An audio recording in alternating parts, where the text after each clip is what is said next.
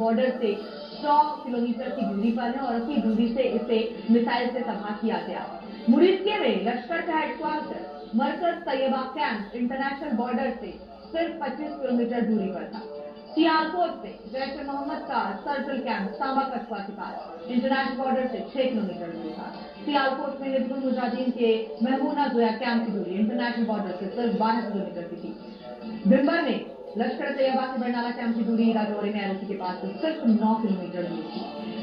PoJK के कोटली में लश्कर तैयबा का बांस कैंप भी राजौरी के पास एलओसी के पास सिर्फ 13 किलोमीटर की दूरी पर था और कोटली में लश्कर का गुलपुर कैंप भी था जो एलओसी से 30 किलोमीटर दूर था, लेकिन राफेल के मिसाइल के लिए ये दूरी कुछ भी नहीं थी।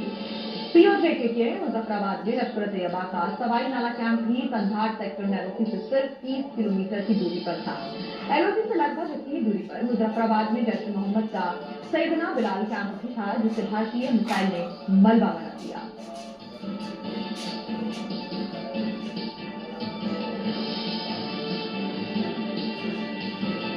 तो प्रधानमंत्री नरेंद्र मोदी ऑपरेशन सिंदूर के दौरान लगातार नजर बनाए हुए थे। ऑपरेशन सिंदूर करीब 25 मिनट तक चलता रहा।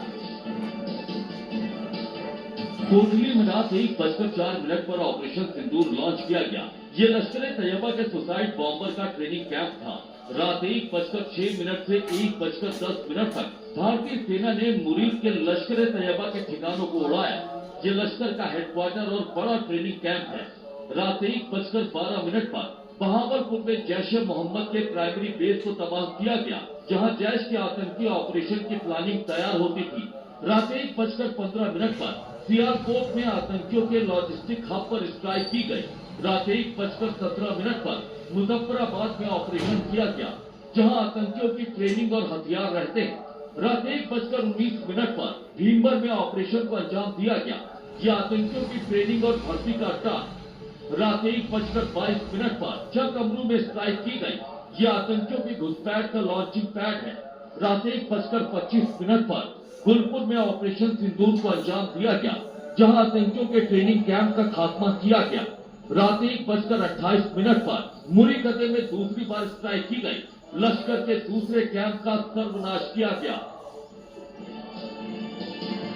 फ्रांस से खरीदे गए राफेल फाइटर जेट ने पहले ही ऑपरेशन में ये साबित कर दिया कि वो दुश्मन के हर नापाक मंसूबे को खाक करने का माथा रखता है। वो ताकत रखता है जो एक ही पल में आतंकियों के काम को तबाह कर सकता है।